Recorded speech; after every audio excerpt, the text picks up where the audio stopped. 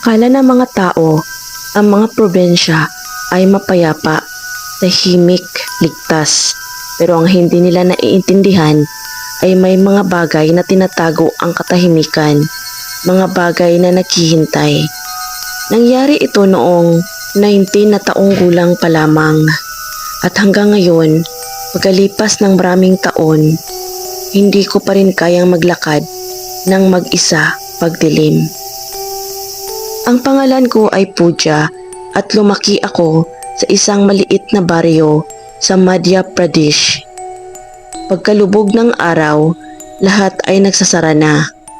Ang mga tindahan ay sarado, namamatay ang mga ilaw, nawawala ng tao sa kalsada.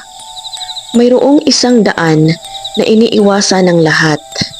Isang makitid na lupang daan sa pagitan ng mga bukas na bukid na may isang lumang puno ng banyan na nakatayo sa gitna.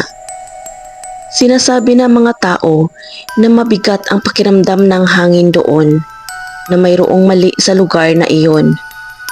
Hindi ako naniwala sa alinman sa mga iyon hanggang sa gabing ito. Gabi na nang matapos ang shift ko sa kiskisan ng palay. Bandang 10:30 PM na noon nang magsimula ako maglakad pa uwi. Walang mga ilaw sa kalye, walang mga boses. Ang mga yabag ko lang at ang tunog ng mga insekto ang naririnig.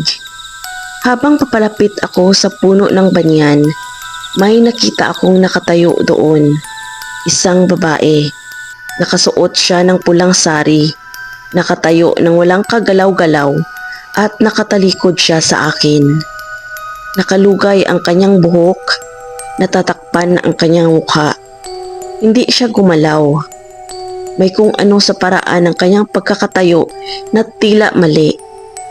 Masyadong tahimik, masyadong payapa. Nag-alinlangan ako. Pagkatapos ay mahina akong tumawag. "Ate, okay ka lang ba?" Walang sagot. Pumakbang ako ng ilang beses palapit. "Kailangan mo ba ng tulong?" Dahan-dahan. Napakahandahan. Umarap siya. Mukhang normal naman ang kanyang mukha. Hindi nakakatakot, hindi sugatan, maputla lang, pagod at tila malungkot. Tumingin siya sa akin at nagsabi sa boses na halos pabulong na, "Pwede mo ba akong ihatid sa bahay? Natatakot akong mag-isa."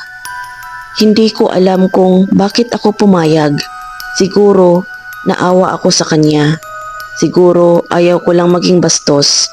O baka may iba pang nagpasya para sa akin. Nagsimula kaming maglakad. Noong una, parang normal ang lahat. Pagkatapos ay may napansin ako. Malinaw kong naririnig ang sarili kong mga yabag, pero ang sa kanya ay hindi.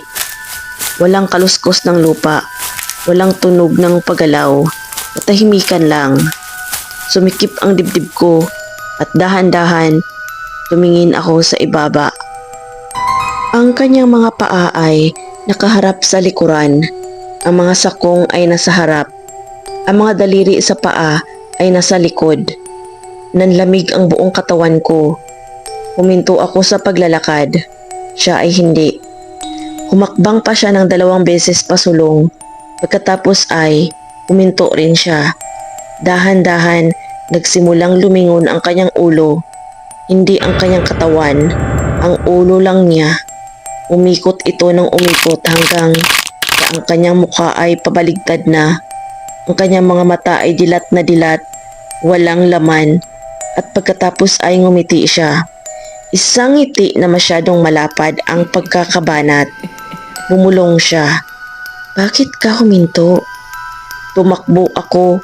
Hindi ko matandaang sumigaw ako. Hindi ko matandaang huminga ako. Basta tumakbo lang ako. Tumakbo ako hanggang sa manghina ang aking mga binti. Hanggang sa parang sasabog na ang dibdib ko. Ibinalibag ko ang pinto ko at hindi gumalaw hanggang umaga. Nang ikinuwento ko sa lola ko ang nangyari, namutla ang kanyang mukha. Dahan-dahan siyang naupo at nagsabing, Maraming taon na ang nakalilipas, may isang babaeng napatay sa daang iyon. Nabundol ng truck habang naglalakad pa uwi sa gabi. Sabi nila, ang kanyang espiritu ay hindi na umalis. Naghihintay siya sa tabi ng puno ng banyan. Nagtatanong sa mga tao na samahan siyang maglakad at kung may sumama sa kanya ng masyadong matagal, hindi na sila nakakabalik pa. Nang gabing iyon, bumalik ako sa kalsada. Mula sa malayo, walang mga bakas ng paa malapit sa puno, maliban sa isang pares na nakaharap sa maling direksyon. At hindi ko na muling nilakaran ang daan na iyon. Kung ang kwentong ito ay nagbigay sa iyo ng kilabot, mag-subscribe para sa higit pang totoong mga kwentong katatakutan dahil ang susunod ay mas maaring mas malapit sa inyo kaysa sa inakala nyo. Maraming salamat sa panonood.